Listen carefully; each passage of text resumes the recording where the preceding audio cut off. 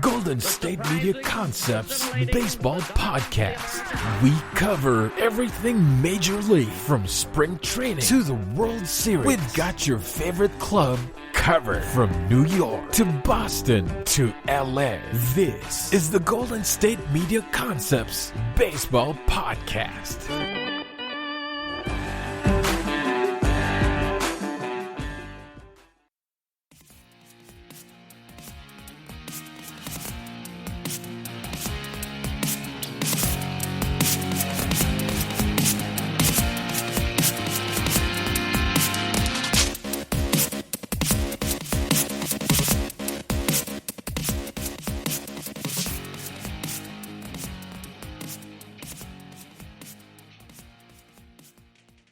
Welcome back to the GSMC Baseball Podcast. My name's Patrick Kenny. I'm going to be your host for today's episode, and we have a decent show for you today, if I do say so myself. Don't forget to follow us on all of our social medias at GSMC_baseball on Twitter. Please rate, follow, and review on all of your podcasts or wherever you get your podcasts, whether it be Apple, Spotify, Stitcher, wherever. We're available everywhere, even on YouTube. Leave some comments, and we'll try and get back to you and let us know what is working and what isn't working. So up first, I have some standings updates for y'all, and then we're gonna do a in-depth stats update, kind of like how I did in my past episode on the 19th, I believe.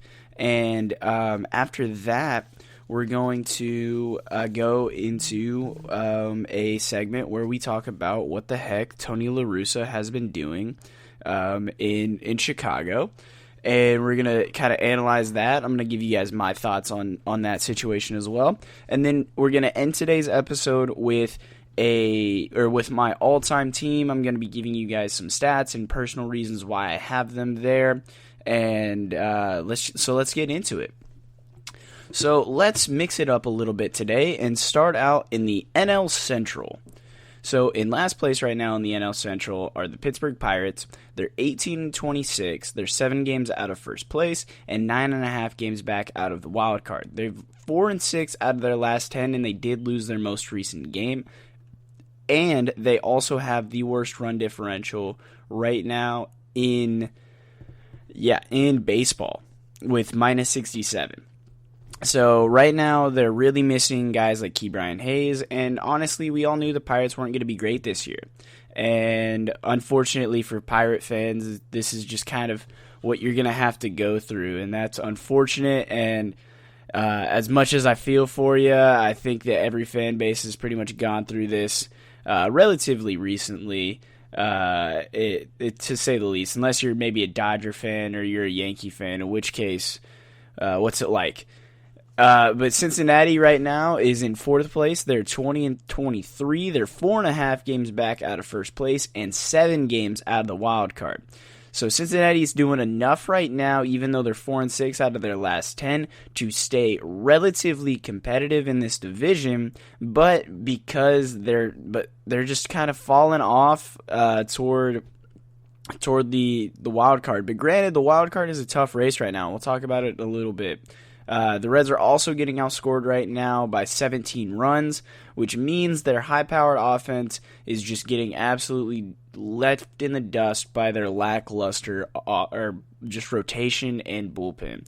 Now, their rotation is actually pretty decent. They have guys like Sonny Gray and Luis Castillo, as well as Wade Miley, who threw no-hitter against the Cleveland Indians, and they also have decent guys out of the bullpen as well, but they lost a huge anchor to their bullpen, who's one of their better pitchers, in Raisel Iglesias, and he's not having a great year in Los Angeles right now either. And so it doesn't look like this parting was mutually beneficial in either way for either of those parties, but you live and learn, and right now the Reds, I think, are in a decent enough position that if they can maybe turn it around for a couple weeks and get themselves back to where they were when we first started the season, then I think the Reds will be able to be buyers at the trade deadline and then go out and get some really good relief pitchers or maybe even an extra starter, because right now their offense is definitely not the problem. Milwaukee is a different case, however. They're 21-23 right now. They're 4 games out of first and 6.5 games out of the wild card. But they're also 3-7 out of their last 10 and have lost 3 in a row. And like I said, their offense is the reason they're not winning games. Their pitching staff is actually doing pretty decent. They've only given up 186 runs so far this year, which is just 1 run more than St. Louis, but which is good enough for second in the NL Central. But they also have the second worst offense in the Central as well, that with only scoring 161 runs. They're being outscored right now by 25 runs because it's not that their pitching staff is really letting them down. It's just their bats just aren't there right now. And I think a lot of teams are like that. We're seeing a really big increase in strikeout rate this year, as well as just not hitting the ball. Like the whiff rate is also up this year as well, and I think that's a good reason why. The good news, though, if you're a Milwaukee fan, is they are 15-7 against teams that are above 500. So right now it looks like playing teams that aren't on your level is kind of what Milwaukee is struggling with. They're playing down to their opponent instead of playing their own game right now. Is what it kind of feels like. Chicago's in second place though. They're 23-21.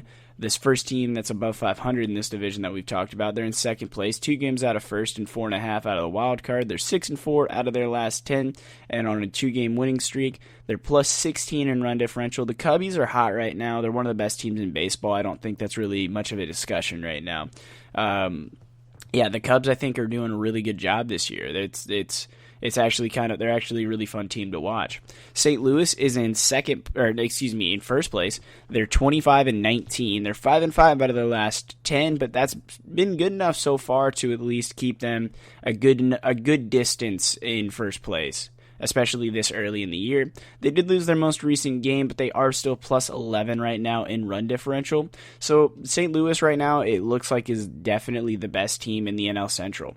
Going out to the NL East, Washington is in last place. They're in 18-23, 4.5 games out of first and 8 games out of the wild card.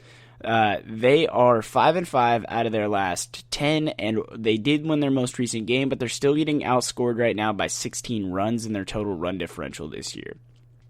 Miami is in fourth right now. They're 20-24. They're just a half game out of third place and a game and a half out of second. They are 4 games back out of first, however, and 7.5 games back out of the wild card. They're 5-5. They did lose their most recent game, but they are still the only team in the NL East that is above, or that has a positive run differential. And right now, Miami, it looks like they're still going to be a few pieces away for a deep run in the future, but they're setting themselves up for to have a very good team either in this upcoming year or the following year. If they go out and get a few pieces or maybe a few more pieces developed down in the minors, you never know. The Miami has a decent core right now. They're going to be a fun team to watch. Atlanta is in third place right now. They're 21-24. They're 3.5 games back out of first and 7 out of the wild card. They're 4-6 out of their last 10. They did win their most recent game, and they are a solid 0 right now in the run differential category. Philadelphia is in second. They're 22-23. They are 2.5 out of first and 6 games back out of the wild card. They're 4-6 right now out of their last 10, and they have lost 3 in a row. And because of that skid, they're also minus 18 right now in run differential, which is a little bit more than what we did or what they were when we talked about them last. Now, the Mets are in first place still in the NL East. Now, that really shouldn't come as a surprise to anybody, but the reason that they're so far ahead, like the 2.5 games back, is because they had to miss so many games early this season that they just haven't had a chance to make up yet. And because of that, they are 6-4 out of their last 10, and they're 21-17, whereas you have teams like Atlanta who's 21-24. So you kind of have, that's also a reason that they've only scored 136 runs and only given up 143. Now, granted, their offense isn't great, and their pitching staff is exceptional, but the reason that is kind of those numbers are as low as they are is just because they haven't had an opportunity to play as many games as they really have as they've been scheduled to. And the Mets really haven't played good against teams that are above 500 this year either. They're 2-10 in those games. So fortunately for the Mets, they seem to have been benefited a little bit by the weather. They are 6-4 out of their last 10, like I said. So they're doing something right. It's just they're still a little unclear in my eyes. Out in the NL West, we finally have a semi-change in the league leader, or in the leader of this highly coveted division. But we'll start at the bottom. Colorado's still in last place. They're 16-29. They're 12 games out of first and the wild card. They're 4-6 out of their last 10. They did win their most recent game, but they are being outscored by 31 runs so far. They're playing a series against Arizona right now, and Arizona is 18-28. They're 10.5 games out of first and the wild card as well. They're 1-9 out of their last 10 and on a 6-game losing streak. They're not playing great right now. They're minus 39 also in run differential, which is not the best either. And then the Dodgers are just a game back out of first and the wild card. They're 27-18. They are 9-1 out of their last 10 and have won 5 straight. They're plus 63 in run differential, which is the second best in the NL right now, with plus 63. And then San Francisco and San Diego are both tied for first place and that other wild card spot. They, right now, are, both teams are really good. San Francisco is 7-3 out of their last 10. They did lose their most recent game to the Dodgers, however, whereas San Diego is 9-1 and on a 7-game winning streak. It looks to me though as though the Dodgers are definitely a streaky team. It's when they get hot, they get they get as good as they can possibly be, which is, in my opinion, you could make an argument that this is one of the most talented teams in baseball history. And every once in a while, or it might be this year that every once in a while they'll just go on a skid where they just lose a bunch of games. And I mean, that's not uncommon for teams in baseball, like at all. That's not uncommon for anybody in baseball, but it's still something that you guys kind of got to keep your eyes out for. Going out to the AL West, the Angels are still in last place right now, but they are technically tied in games back. Because they played 2 less games than the Rangers. So the Angels are 29-26. The Rangers are 20-27. Both teams are 7.5 games back out of first place and 7 games out of the wild card. Texas is 2-8 out of their last 10, but they won their most recent game, and the Angels are 3-7 out of their last 10 and have lost 2 straight. Angel fans, I'm sorry, you guys lost Mike Trout. It might be time to throw in the towel for a little bit. Like I'm pretty serious that it might be game over for. It really might be game over for this Angels club this year, which is really sad because Shohei Ohtani is having a great year and Mike Trout was having an all-time year until he got hurt, and he's going to be out for a couple months, which is just heartbreaking, but. Unfortunately, that's just baseball, unfortunately.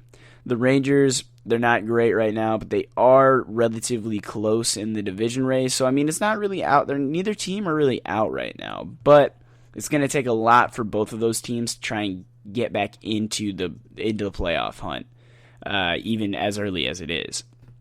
Seattle's in third place right now in the West. They're 21-24.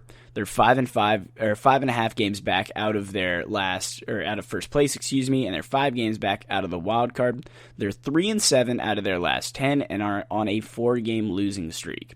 They're minus 43 in run differential. Oh, by the way, the Rangers are minus 22 and the Angels are minus 47 in run differential. They're 3-7, losers of 4 straight, and they're going up against one of the best teams in baseball right now in San Diego, and it's going to be a tough matchup for them. Houston is in second place. They're a half game back out of first. They're 26-19.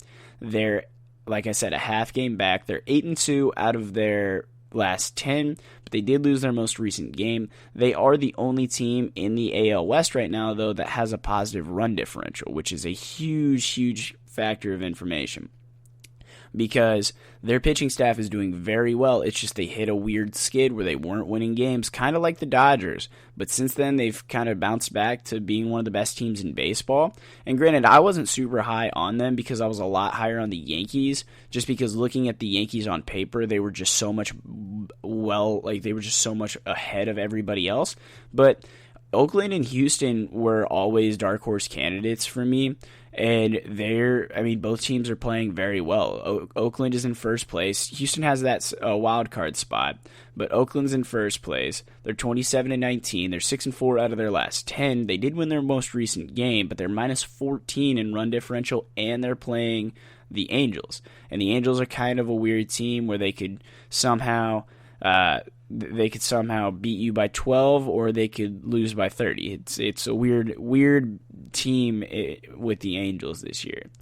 Going out to the AL Central, Minnesota is in last place, but they did get a huge win last night. I'm recording this on Saturday, May 22nd, so last night, May 21st. Minnesota hung a 10 spot on Cleveland, and it felt like mercy ruled them. They're 16-28. They're 10.5 games back out of first and 9.5 out of the wild card spot. They did win they're winners of 2 straight, and they're 4-6 out of their last 10, but they're still minus 25 in run differential. Now Detroit is in fourth place. They're 18-26. They're 8.5 games back out of first and 7.5 games out of the wild card. But here's the kicker. They're 8-2 out of their last 10 and winners of 4 in a row, and yet they are still minus 55 in run differential. And they get to play, right now, they're kind of hot, and they get to play Kansas City, who has not nearly been as hot as them. They were one of the best teams in baseball about 2 weeks into the season, and then that just completely changed. Like it did, I think, for a lot of teams. Like they thought they were going to be good, and then all of a sudden they're at the bottom of the standings and they can't get out of the cellar. But Kansas City is in third. They're 20-23, 6 games out of first and 5 games out of the wild card. They're 4-6 out of their last 10, minus 28 in run differential, and they are playing a series against Detroit, but they're home against Detroit, which could be good for them considering their home record is a little bit better than their away record. They seem to play just a little bit better at home, but they seem pretty much to just play about 500 baseball wherever they're at. Cleveland is in second right now. They're 2.5 games out of first and 1.5 games back out of the wild card. They are 5-5 out of their last 10, and they seem to be kind of streaking a little bit, like in a downward direction. They did get beat, like I said, by 10 last night or 2 nights ago. If this episode gets posted on Sunday, and they actually. They because of that, they're now -1 in run differential, and Cleveland's offense is a little bit confusing because sometimes they're there and then sometimes they get no hit, and it's kind of like a hit or miss for Cleveland. It feels like. Chicago is in first. They're 26-17, one of the best teams in baseball. We're going to talk a lot more about Chicago, but right now they're plus 72 in run differential and 6-4 out of their last 10. They are playing the Yankees though, so that could be good news for teams like Cleveland and Kansas City who are trying to get back into first place or the leadership or the driver's seat in the division. In the AL East, Baltimore 17-27, 10 games back out of first, 8.5 out of the wild card, 2-8 out of their last 10, and losers of 4 straight. Toronto is 23-20. They're 3.5 games back out of first and 2 games back out of the wild card. They are 6-4 out of their last 10, but they are on a 3-game losing skid. This is a very close division race. They're plus 37 in run differential. The Yankees are in third. They're 1.5 games back out of first. They have that second wild card spot. They're 26-19, 7-3 out of their last 10, and winners of 4 in a row, but they're plus 16 in run differential, which is weird for a Yankees team to only have scored 177 runs into this year when most teams unless you have a bad offense, has scored over 200. Tampa Bay is one of those teams with a good offense. They're in second, just a game back behind Boston for first. They're 27-19, a half game up for that number 1 wild card spot. 8-2 out of their last 10, and winners of 8 in a row. They're plus 40 in run differential right now. They, right now, in my opinion, are the best team in baseball, at least as of this past week or so. Boston, 28-18, first place so far in the division. They're 6-4 in their last 10, and winners of 3 in a row. They're plus 50, which is tied for third best in the American League for run differential. They're doing a great job. Boston is fantastic, but Tampa Bay is coming for them. So we're going to take a short break, and then I'll be right back with some stats updates. This is your ultimate stop for everything sports. The Golden State Media Concepts Sports Podcast. Should I say more? From the NFL, MLB, the NBA to MMA, it's all in here. The Golden State Media Concepts Sports Podcast. Listen now.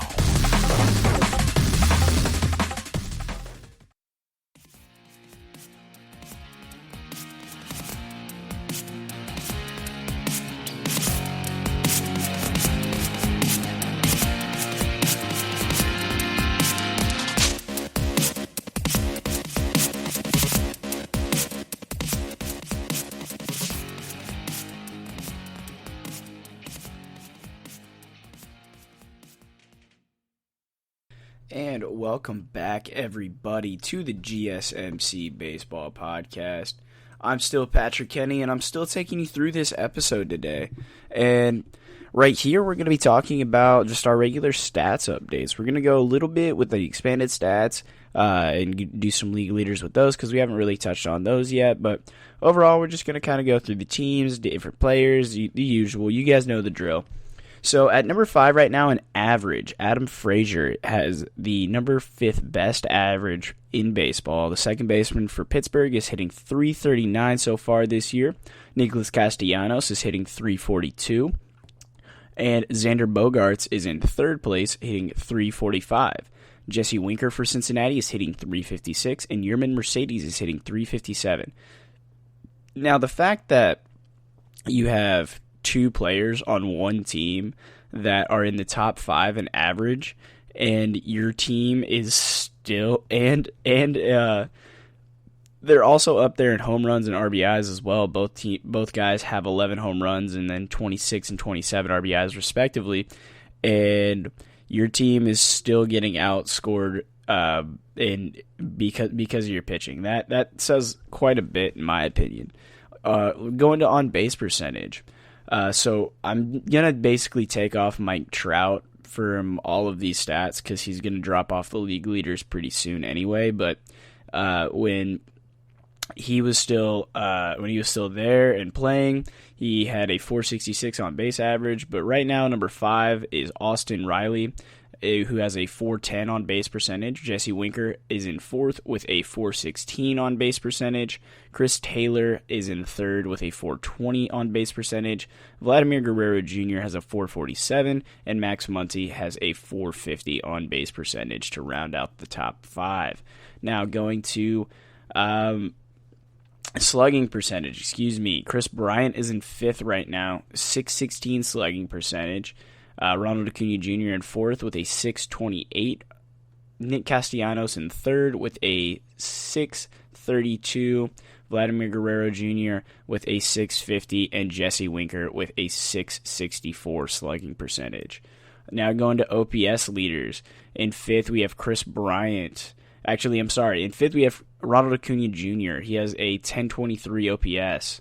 Nick Castellanos in 4th with a I'm sorry. I'm trying to do a little bit of getting Mike Trout out of here, but Chris Bryant in 4th with a .1023. Nick Castellanos in 3rd with a .1026. Jesse Winker with a .1081 on OPS. And then Vladimir Guerrero Jr. rounds out the top 5 with a .1096 OPS so far this year. Our league leader in strikeouts. All right, Dansby Swanson is in 5th with 65.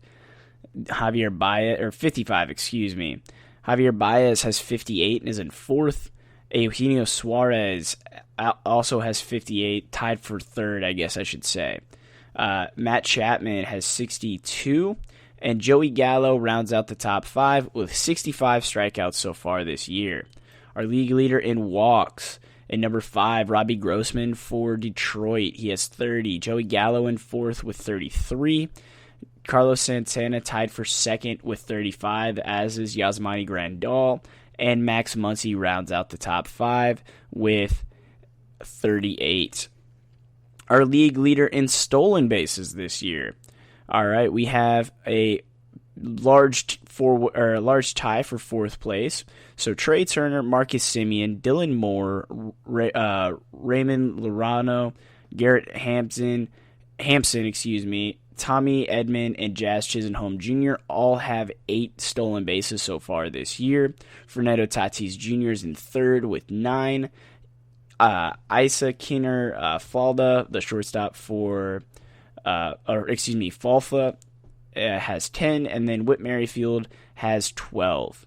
Our league leader in RBIs so far this year, number 5, we have Vladimir Guerrero Jr. with 36, and then we have JD Martinez, Yuri Gurriel, and Rafael Devers all tied for second with 37, and then Trey Mancini has 39, leading the league right now in RBIs.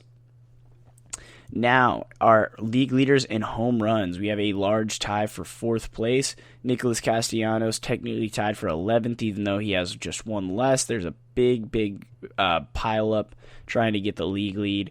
But Jose Ramirez, JD Martinez, Aaron Judge, Mitch Haniger, Aldis Garcia, Freddie Freeman, and Rafael Devers all have 12 home runs this year. They're all tied for fourth. In third place is Vladimir Guerrero Jr. And then tied for first is Shohei Ohtani and Ronald Acuna Jr. with 14 apiece. Our league leader so far in doubles.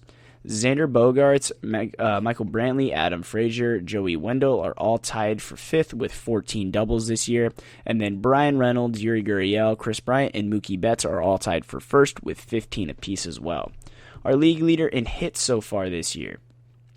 We have a bunch of guys tied for fourth again. Trey Turner, Yuri Gurriel, Vladimir Guerrero Jr., Jake Cronenworth, and Nicholas Castellanos are all tied for fourth with 53 hits this year. JD Martinez is in third place with 57 base knocks, and Xander Bogaerts is in second with 58, and Adam Frazier has the most hits in Major League Baseball at this point in time with 59 hits through his 174 at-bats. Going over to the expanded batting, so our league leader in strikeout percentage, so the rate at which the batter strikes out in his plate appearance, we're going to go through the lowest, and then we'll go through the highest. So Yuri Gurriel has the fifth lowest with a .103. Adam Frazier with a .098. Tommy Edman for St. Louis has a .95. Kevin Newman has a .61. And Nick Madrigal has a .06. A .061. And now going with the highest strikeout rates, in fifth place, Eugenio Suarez is striking out at a rate of 32%, basically. Michael A. Taylor, the center fielder for Kansas City, is striking out at a 32.1% clip. Matt Chapman at a 33.7% clip, basically a 34. Joey Gallo at a basically 35%, and Javier Baez at 36%. It basically is his strikeout rate. That's not amazing, but it's not terrible either. And then our league leader in extra base hits so far this year, in fifth place, tied for fifth, Mitch Haniger, Vladimir Guerrero Jr., and Xander Bogaerts have 23. Nolan Arenado has 24. Rafael Devers and Chris Bryant tied for second with 25. And Shohei Ohtani leads the league in extra base hits with 26. Now, our walk rate. Who has the highest walk rate in Major League Baseball right now? In fifth is Andrew McCutchen, walking at a rate of 16.4%. Joey Gallo in fourth, walking at a rate of 17.6%. Mike Trout was in third. He was walking at a rate of 18.9% of plate appearances. Carlos Santana walking at a rate of 19.1% plate appearances. And Max Muncy is the league leader in walk rate so far this year with a 21.1% walk rate so far this year. Now going into the team average, or team average. So our top 5 in OPS are Atlanta in 5th with a 751, the Dodgers in 4th with a 753, the Reds in 3rd with a 757, Houston is in 2nd with a 772, and Boston is in 1st place with a 779. The team that strikes out the most, I'll give you the top 3, are the Tigers, the Phillies, and Tampa Bay. The Tigers have 455 strikeouts so far this season. The Philadelphia Phillies have 462 strikeouts so far this season. And then coming in well above everybody else in first place is the Tampa Bay Rays, who have struck out 482 times this year. I wouldn't be surprised by my next episode that number is going to be above 500. Our league leader in home runs so far this year. Number 5 goes to the Boston Red Sox and Toronto Blue Jays. Both are tied with 61 home runs. Number 4 is San Francisco. They have 62. Number 2, Cincinnati Reds and the Oakland Athletics. Both are tied with 63 home runs. And the Atlanta Braves are hitting more home runs than anybody right now with 72 home runs. That's 9 more than the next closest team, I should say. The teams that steal the most bases. Miami comes in at 5th with 27. Chicago in 4th with 29. Kansas City with 33 in 3rd. The Rangers with 34 in 2nd place. And then in 1st place by a whole bunch is San Diego, who has stolen 47 bases so far this year. They've only been caught 12 times as a team. That is really impressive. Oh, it should probably go with the team that strikes out the least.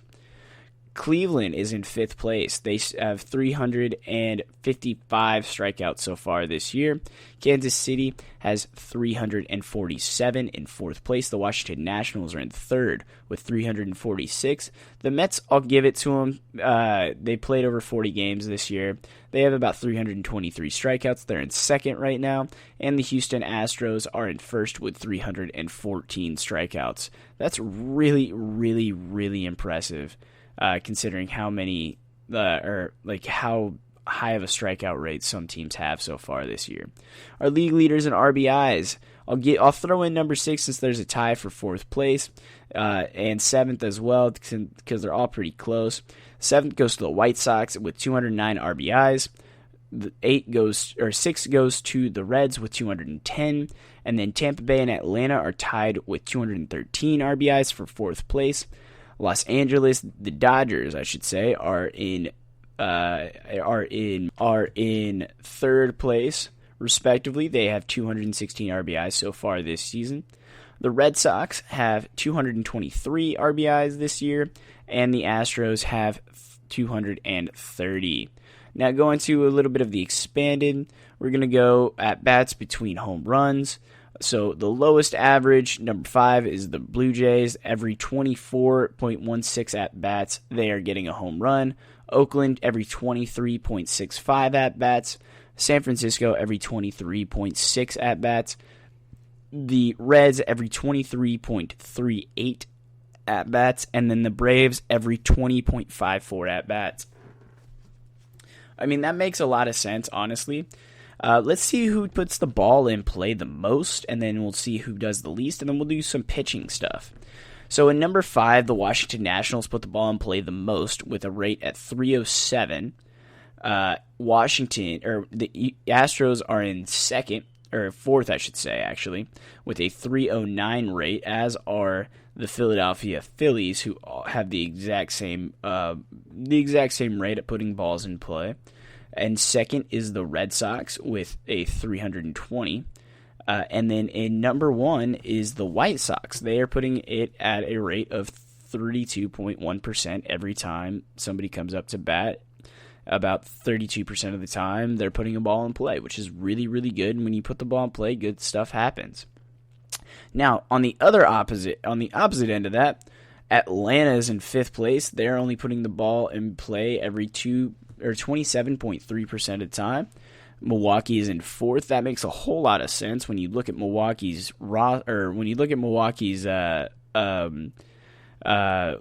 their difference between runs scored and runs given up. That makes a lot of sense.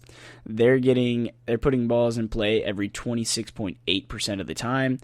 Oakland every 26.7% of the time. Cleveland every 24.6% of the time. So basically, about 1 every 4 batters is putting a ball in play for Cleveland, which is not ideal. And that's one of the reasons why them and the number 1 team here, the Seattle Mariners, who are only putting the ball in play at a rate of 240 or 24%. That makes sense as to why they're one of the teams that those are 2 teams that have been no hit twice this year. That definitely makes a whole lot of sense. Now, going over to pitching, our league leader in ERA so far this year, Garrett Cole's in 5th with a 181, Trevor Rogers for Miami with a 174, John Means with a 170, Kevin Guzman in 2nd with a 166, and then number 1 is Brandon Woodruff, who has a 158 ERA. Our league leaders so far in innings pitched. Aaron Saval is in 6th. I'll give him 6th because he's only pitched in 9 games and he has 60 innings so far this year. And Kyle Gibson, who's in 5th, has pitched in a game more, but has only pitched in 1/3 of an inning. He has 60 1/3 innings pitched so far on this season. Shane Bieber also in there, but he only has 9 starts as well. Zach Wheeler is in 4th with 60 2/3 of an inning. Tyler Glass now is in the 3rd with 62 innings pitched out of his 10 appearances. Trevor Bauer, 10 appearances for him as well, 63 2/3 innings pitched. And Garrett Cole with his 10 innings has 64 2/3 of innings pitched. Now going to strikeouts. All right, number 5th, Max Scherzer. Out of his 9 starts, he has 76 strikeouts this year. Tyler Glass now, out of his 10 starts, he has 87 strikeouts this year in 4th place. Trevor Bauer in 3rd place. He has a 5-2 record. 10 starts for him, 1 complete game, 63 2/3 innings pitched, and 88 strikeouts. Now, Garrett Cole and Shane Bieber are tied for the league lead in strikeouts right now.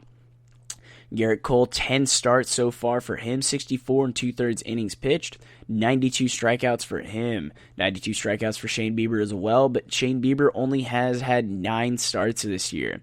Shane Bieber also given up a lot more hits, and he's kind of getting roughed up a little bit, but that's okay. He's still striking out a lot of people, struck out 92 batters, and next time out, he only needs to strike out 8 batters to get over 100 strikeouts in his first 10 starts. That is crazy. He definitely has the best K9 in baseball, but Trevor Bauer has the 5th best with a 12.44 strikeout rate per 9 innings. So basically what a strikeout, the K through 9, basically means how many strikeouts are you getting every time, or if you were to go 9 innings completely strong. So obviously guys are getting taken out in like the 5th or the 7th inning because they're tired or whatnot, but basically they put it how many innings you pitch versus how many strikeouts that you have, and if you throw a complete game, this is how many strikeouts that you should end up with, theoretically. Tyler Glass now is in 4th place with that, striking out 12.63 batters per 9. Garrett Cole in 3rd, striking out 12.8 batters per 9. Freddie Peralta for Milwaukee is striking out 13.8 per 9 for him. And Shane Bieber is striking out a 13.88 batters, which is very, very, very good. That is very impressive for him.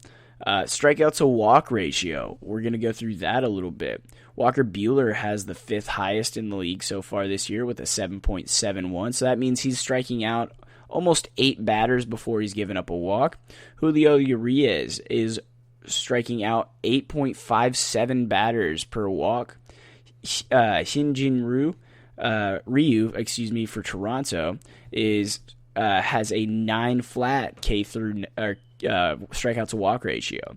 Zach Eflin is in second with an 11.4 K to BB ratio, and then Garrett Cole has an 11.5 K to BB ratio.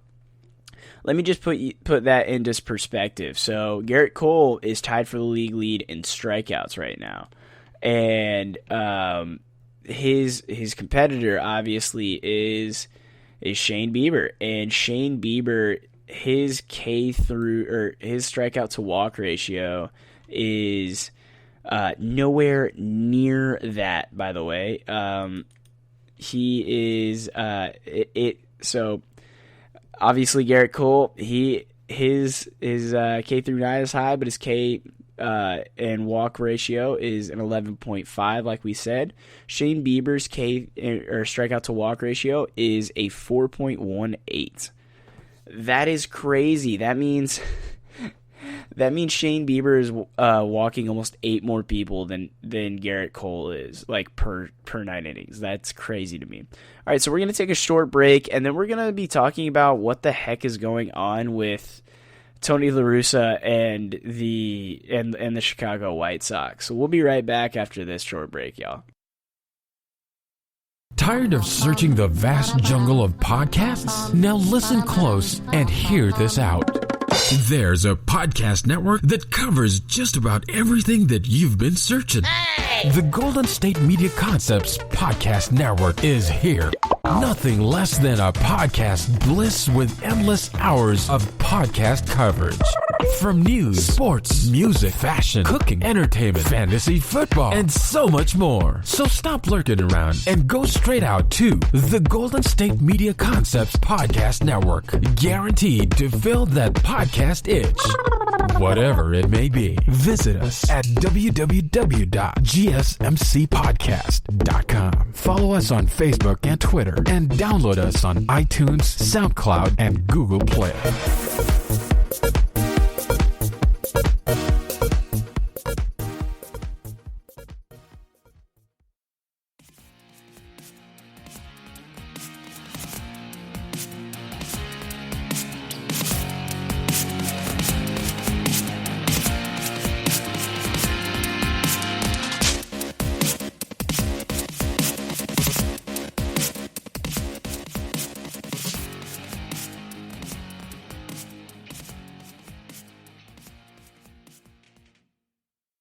And welcome back in, everybody, to this interesting segment, I'm going to say, about Tony La Russa and the Oakland, or not the Oakland, excuse me, the Chicago White Sox.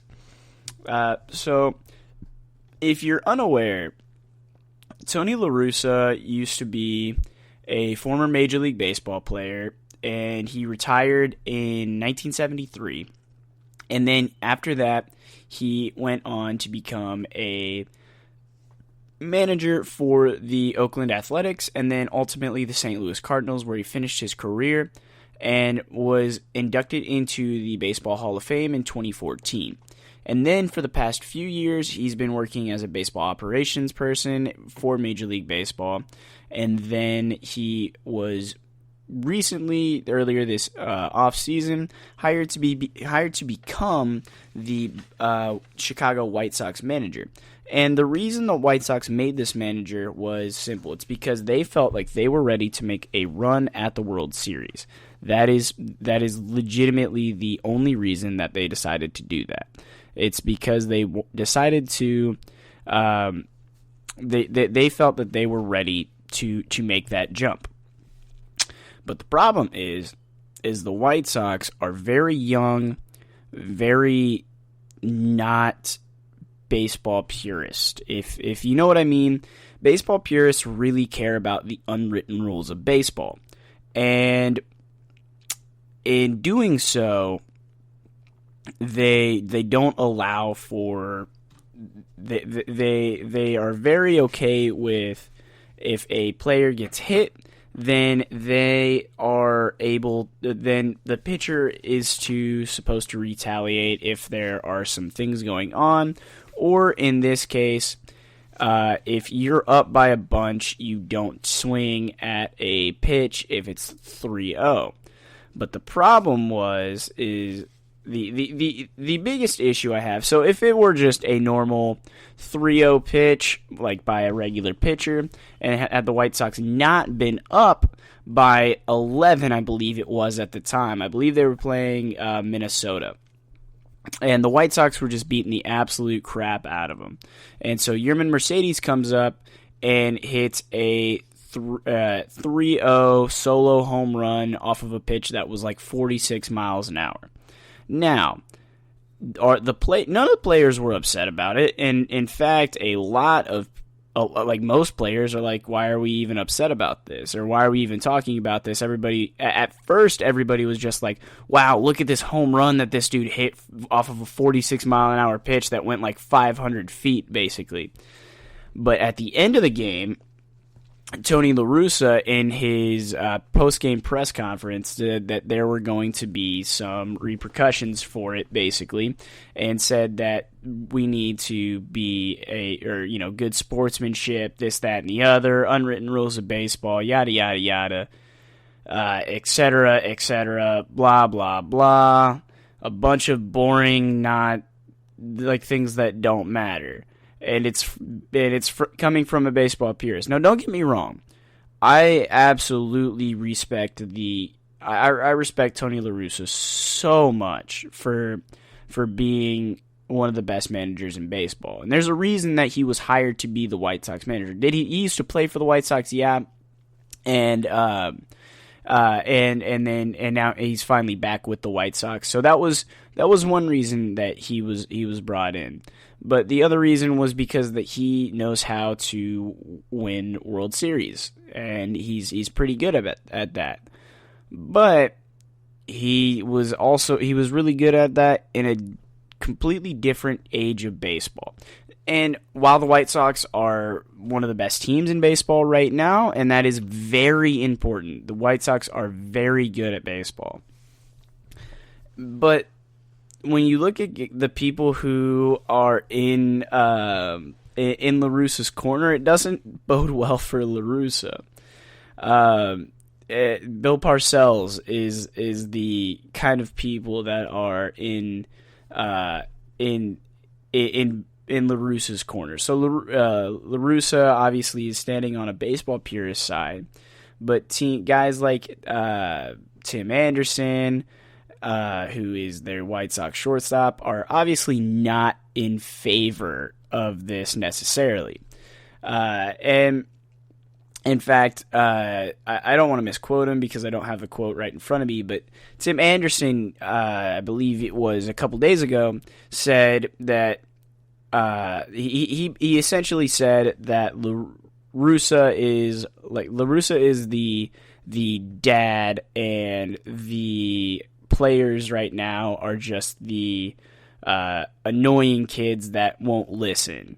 And he says that there's no issues inside of the La Russa, or he says there's no issues inside, but Yermin Mercedes, no issues like in the clubhouse. Yermin Mercedes is kind of clashing with him a little bit, but it seems like that if something were like this were to happen again, he would lose the clubhouse.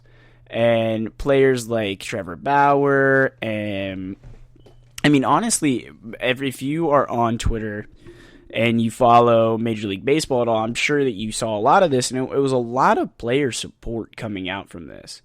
And it was mostly, it felt like and a lot of it was from pitchers. It was from guys like former Major League Baseball All-Star and pitcher, hopefully a future Hall of Famer, CC Sabathia. He absolutely crushed La Russa for this. Trevor Bauer has come out and said things like this. It's good for everybody. And I don't remember who exactly said this because I don't have the quote in front of me, but I did see somebody say that they were that it was good for everybody. If you're on TikTok, there is this sound going around where it's it's Joe Biden, and he's saying it's good for everybody. It grows the economy. And I kind of, if you're familiar at all with TikTok, it's doing something that somebody else might not be really in support of. And I feel like this is kind of a decent situation for that TikTok sound, because there wasn't a pitcher in. So the Twins were getting able to save their bullpen. They were getting opportunities to do that, and there's also opportunity for other players to pad their stats. Now, I don't understand, and Russa is coming at this from a perspective of, well, we're already up by a lot. The game is basically over. Let's just kind of get out of this inning. Don't really swing the bat or do anything like extra. Don't steal any bases. You're up by too much already. That kind of thing. In high school, a lot of people, if your team was crushing another team, say it was like the fifth inning and you were up by 8 runs or so, then your team might get on base, but in a situation where you would normally steal, instead you might just stay at first base, or maybe not, and maybe just not steal that time. This is a sort of similar situation, but as of right now, it appears as though that the White Sox and the Russa and the clubhouse are okay. And that's very, very important that they were able to kind of get through this. But also, it just makes La Russa seem like such a baseball purist. And if you have listened to me before, you may have heard me say basically just not good things about baseball purists. And that's because I think that they hurt the game that we love. I think that they are baseball purists, and if you are a baseball purist, that's okay, because there are some really good things about the purity of baseball that I really, really enjoy. Is the game today played the way that I would really want to watch it played? No, but also I'm not there playing baseball that way, so it's not like I have really much of a say. And La Russa is in a similar situation, at least the way I see it, to me, whereas he is not the one playing either. He might be the one managing it, and he actually did say a certain comment. Somebody on the team came out in defense of Yermin Mercedes, and I believe it was Lance Lynn. It was Lance Lynn who came out in defense of Yermin Mercedes. Actually, I think that was the quote from earlier too. The quote about padding your stats and also getting the other team not having to use their bullpen. And I believe it was Lance Lynn. And then La Russa's comment back to him was, well, that's not the way I see it. I have an office and Lance has a locker. So La Russa is viewing this as a very hierarchical structure where, even though he's the manager and he is, he makes the decisions, it's in my eyes, it's the players who have to do those and have to succeed at those tasks. And personally, I just don't think that La Russa is, and I was curious about this signing in general. I don't know if La Russa is really the best manager for them. And right now I could be wrong, because they're at the top of the division in the AL Central, and they look to be a very good team and a very, very tough club to play. But I don't know if La Russa's style is good enough to mesh with what is going on in baseball now, where people are trying to have fun and do bat flips and just have fun on the baseball field, where people in baseball haven't been able to show emotions for most of for a lot of people for their entire careers from the time they were like, little league, because there's no crying in baseball, or when you hit a home run, you put your head down and you jog around the bases, and then you go back into your dugout and celebrate in your team, as to not show up the other team. Because if you do that, then you could be retaliated against and be thrown at. And I feel like this opens up a decent discussion about the unwritten rules of baseball. And in fact, I put out a poll on Twitter, on our Twitter at GSMC Baseball. It got a decent amount of traction compared to some of our other polls in the past. But it is the tweet that we put out was, should Tony La Russa be upset with Yermin Mercedes' 3-0 homer? And out of the 40 votes that we had, it was overwhelmingly no. There's no reason that they should be that they should be that upset about it, like, at all. There's no real reason for it.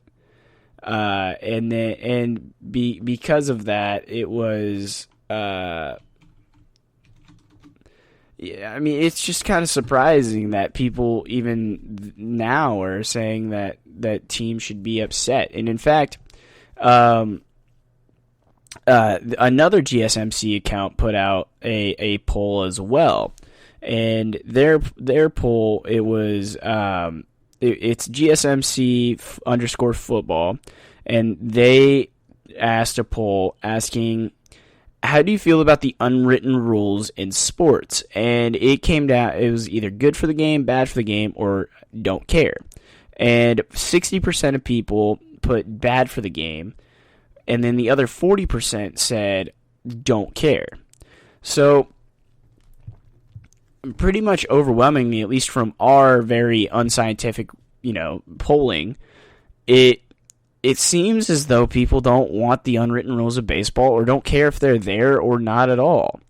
And like, to the person that did vote definitely, I ask you, why should somebody be upset about somebody padding their stats and trying to make themselves look better? This is a business.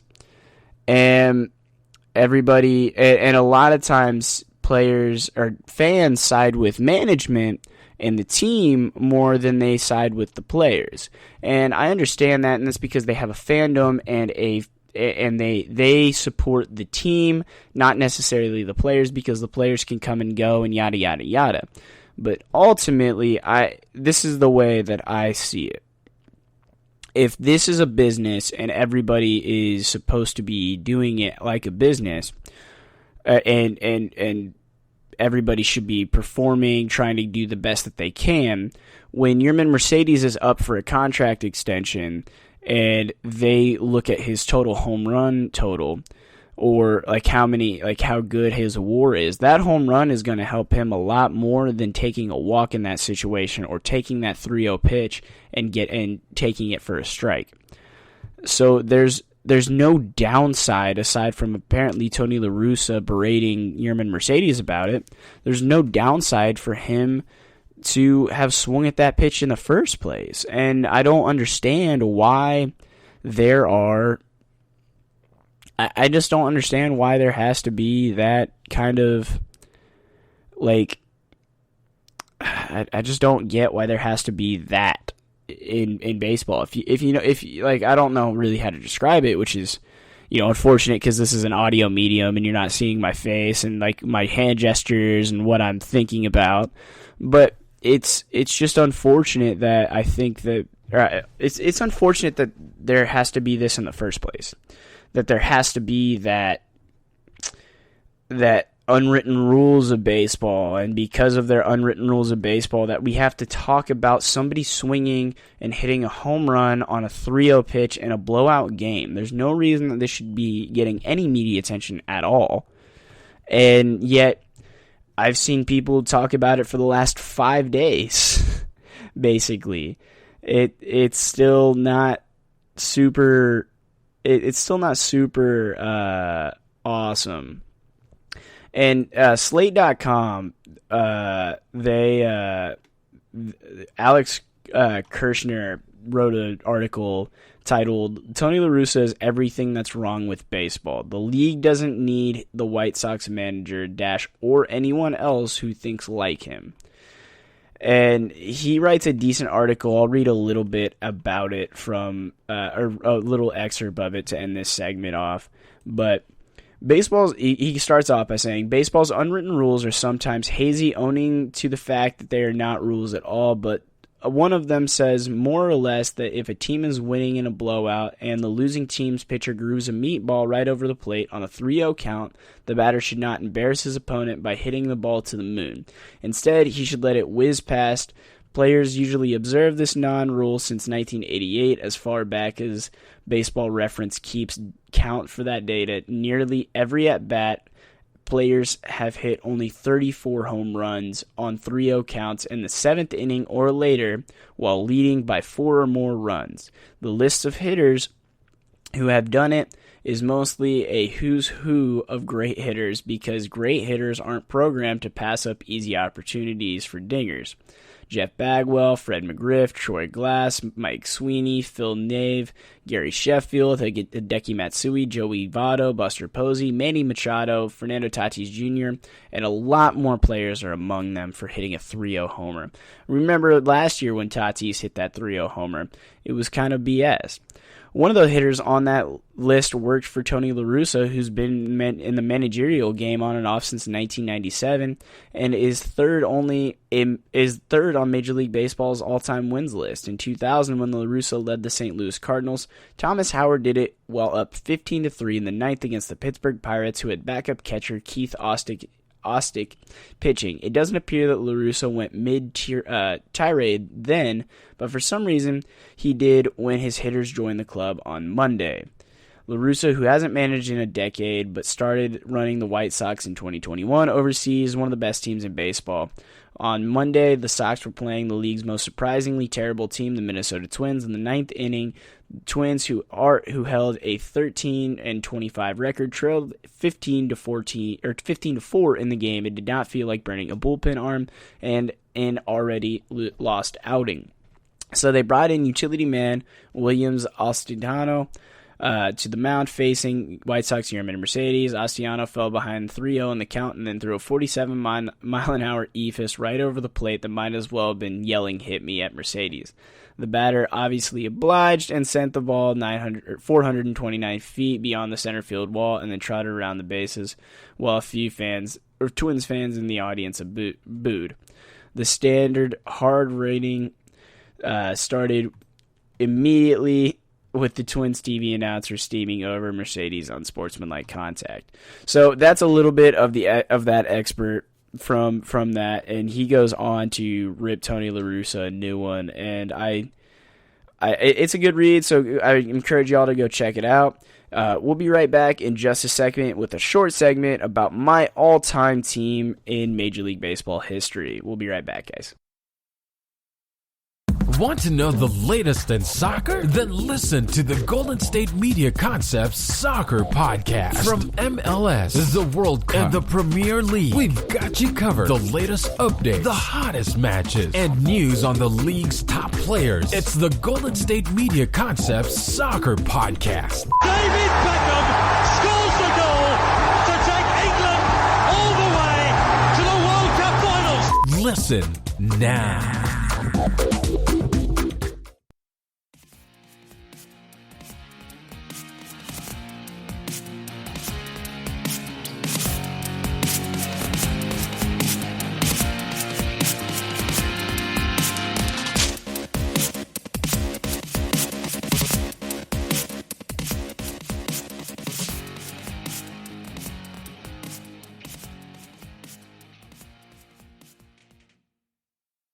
Welcome back to the last segment here of the GSMC Baseball Podcast. So real quick, I want to talk a little bit more about La Russa because I forgot to mention this last segment. But La Russa being this upset about the unwritten rules of baseball is just really ironic, mostly because he didn't say anything about his the player that did it a few years ago, about 20 years ago. And also, he was the manager for one of the most notorious teams to ever play baseball, and that was the late 1980s Oakland Athletics, who, if you are not aware, are one of the most roided teams in history. They had Mark McGwire and Jose Canseco on the same team, and they called them the Bash Brothers. That if that isn't just irony, and it doesn't hit you in the face right there. I don't know, I don't know what I can do to help you right there. That just, in my eyes, that just hits me right in the face. All right, so going into this one. So somebody put in from the Washington Post, it was Neil Greenberg, and he put in the best 26-man roster in baseball history. So I'm going to read this and then kind of give you where I would change and who I would put in different spots and why. So starting off, where he did it with some certain metrics, I'm just going to go based on kind of preference as well as metrics. So they have starting and leading off at first base, Lou Gehrig. Obviously, that's a really good one, and I'm not upset about it. Personally, right off the top, I can't think of a better first baseman. Just maybe Albert Pujols, but I feel like you could maybe put him on the bench in this situation if you have Lou Gehrig or Stan Musial or something. That's definitely a possibility.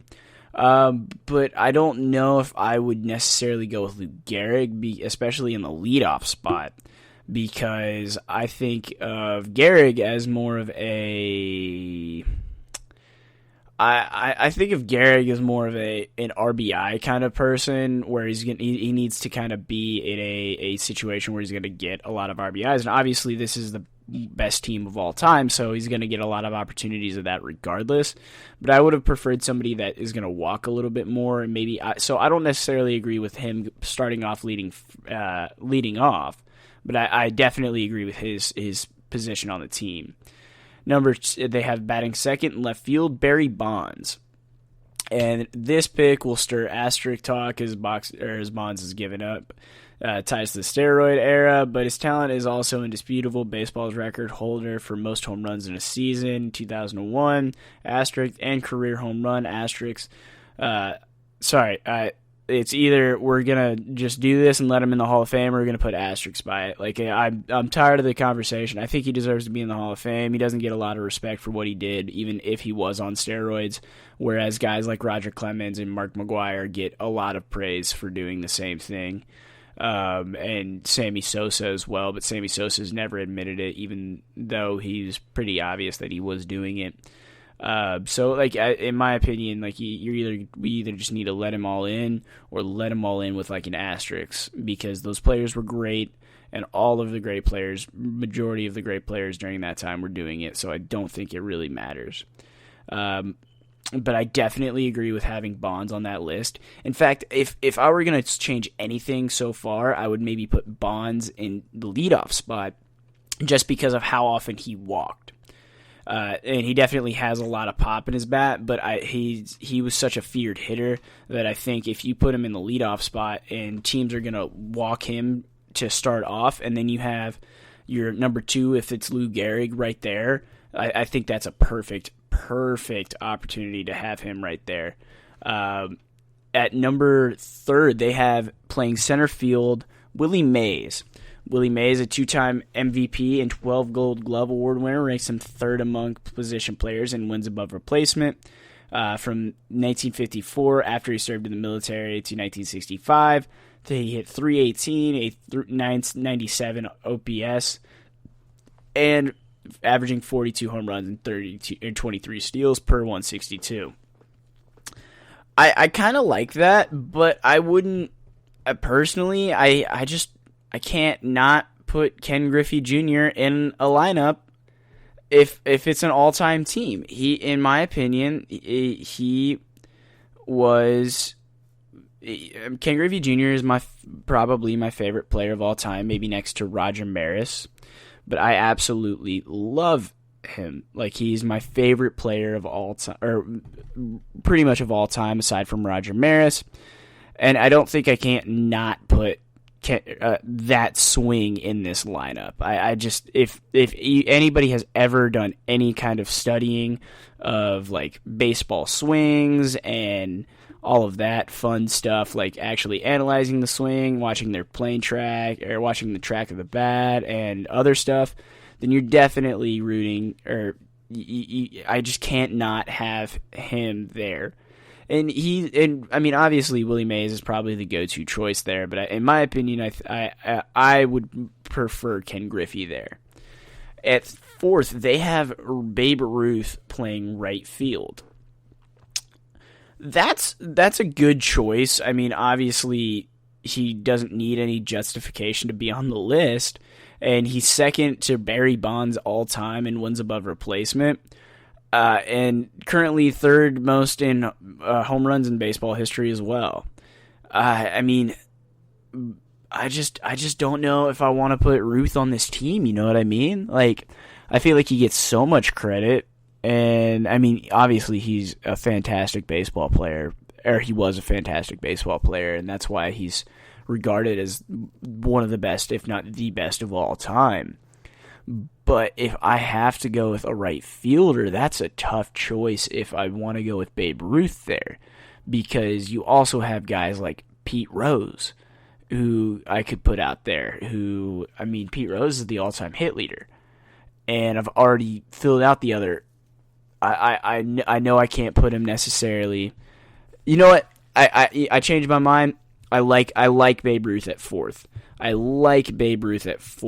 So far, just to recap, I have Barry Bonds playing left field, leading off. At second, I have Lou Gehrig playing first. And then at third, I have Griffey hitting in that spot. Or maybe not hitting in that spot.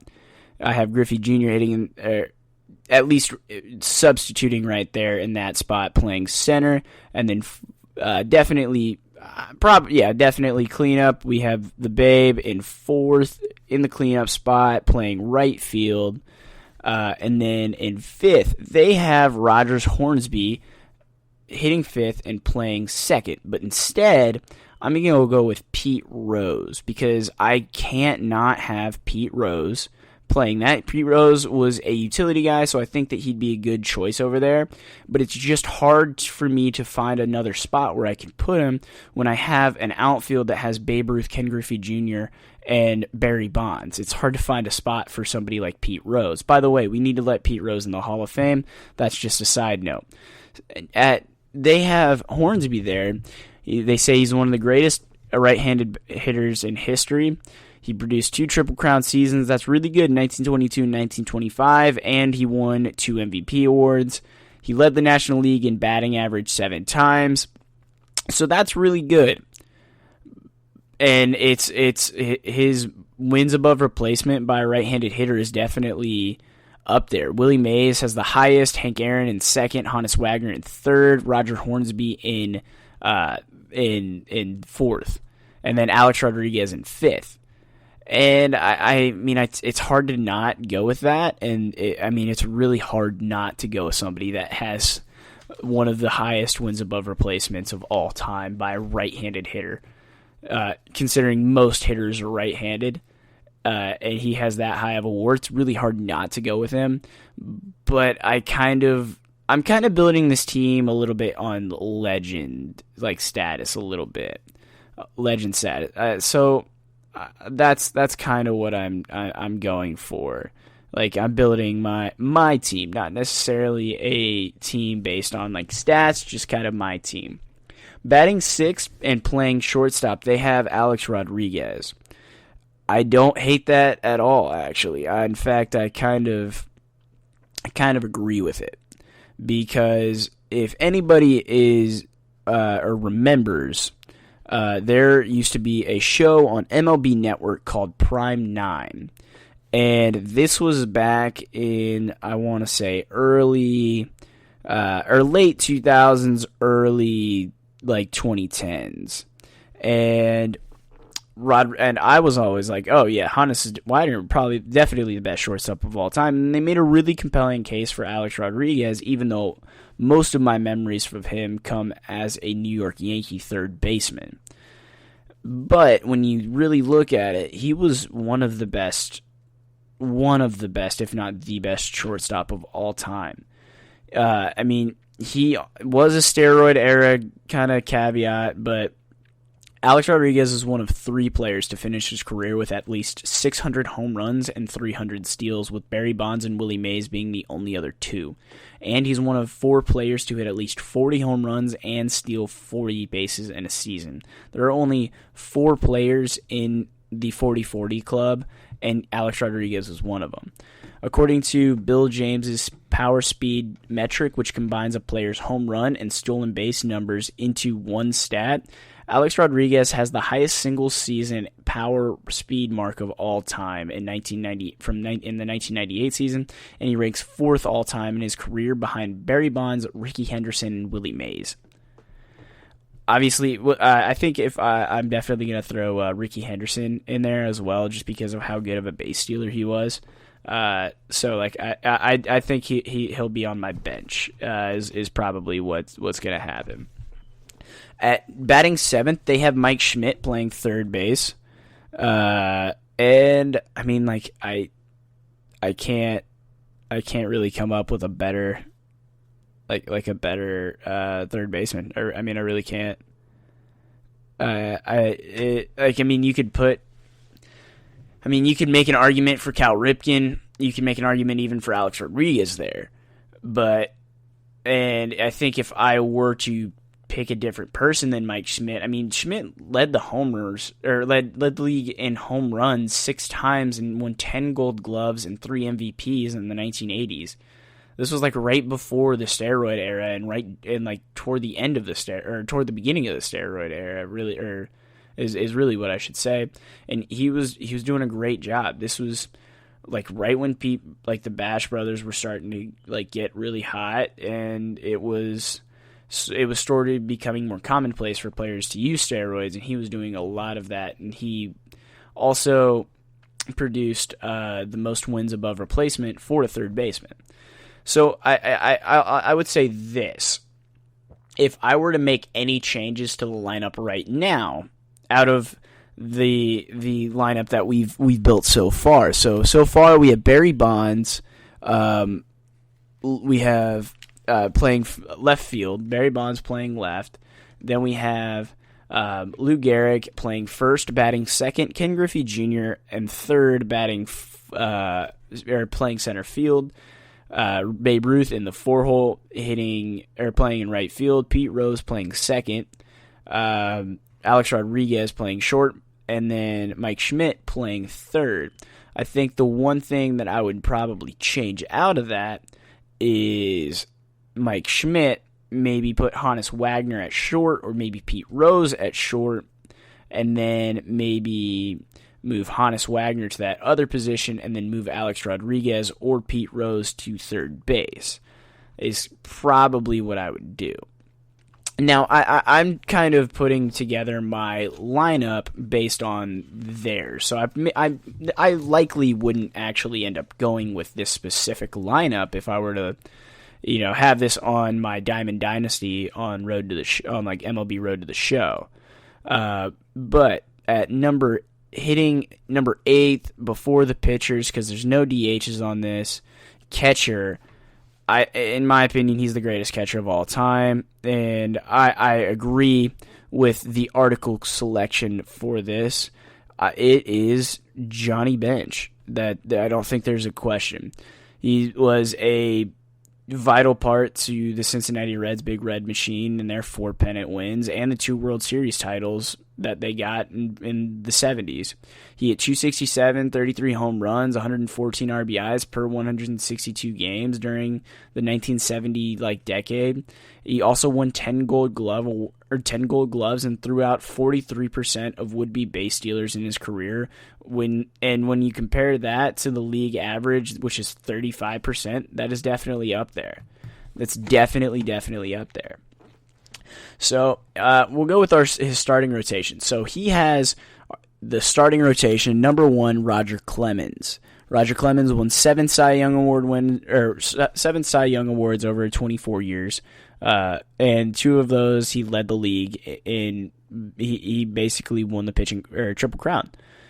He led the league in those categories 16 times. Also helped his teams win 6 pennants and back-to-back World Series with the Yankees in 1999 and 2000. Don't love him. I love him being on the list. Yes, I don't love him being our ace. Don't love him being the number 1 guy. I definitely want him on my rotation for sure. But I don't want him number 1. I think I'd prefer him to be number 2 or 3.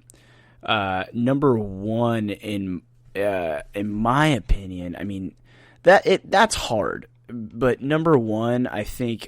I mean, you could go with. It's just so hard to try and put one together. So I'll just throw 5 pitchers that I just really, really like and I kind of need on this team.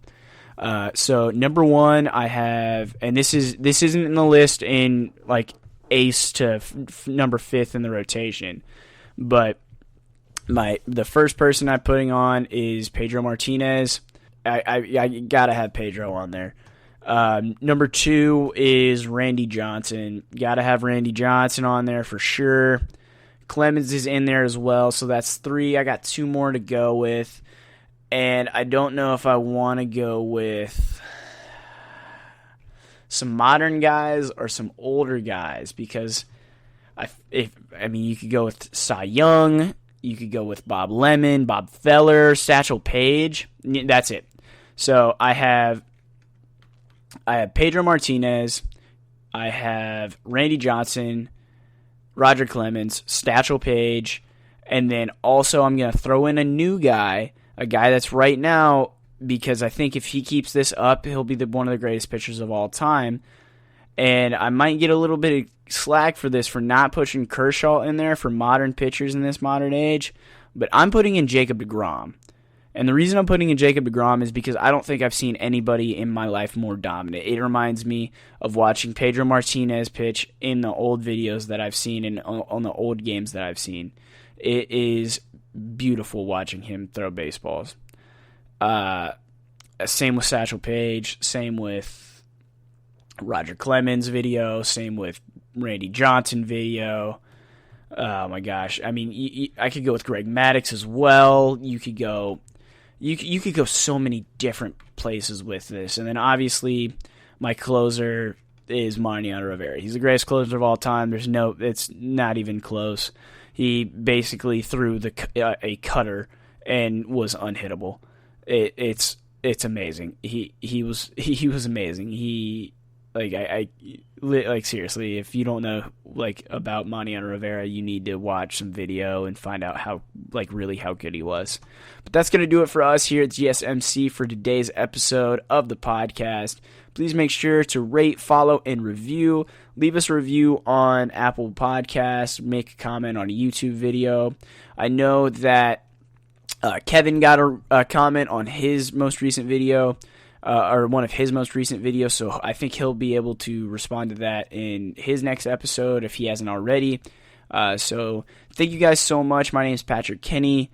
Follow me on Twitter at Patrick, Kenney, Kenny _ just search my name. GSMC is in the title. If you also follow us on Twitter at GSMC, you can literally just go through our feed. I usually retweet a take or something that I have on my own personal from that one, or vice versa. So just follow us there. You can find me there. Reach out. I'd love to talk to y'all. Thank you guys so much. I hope y'all have a great rest of your day. You've been listening to the Golden State Media Concepts Baseball Podcast. part of the Golden State Media Concepts Podcast Network. You can find this show and others like it at www.gsmcpodcast.com. Download our podcast on iTunes, Stitcher, SoundCloud, and Google Play. Just type in GSMC to find all the shows from the Golden State Media Concepts Podcast Network. From movies to music, from sports to entertainment, and even weird news. You can also follow us on Twitter and on Facebook. Thank you, and we hope you have enjoyed today's program.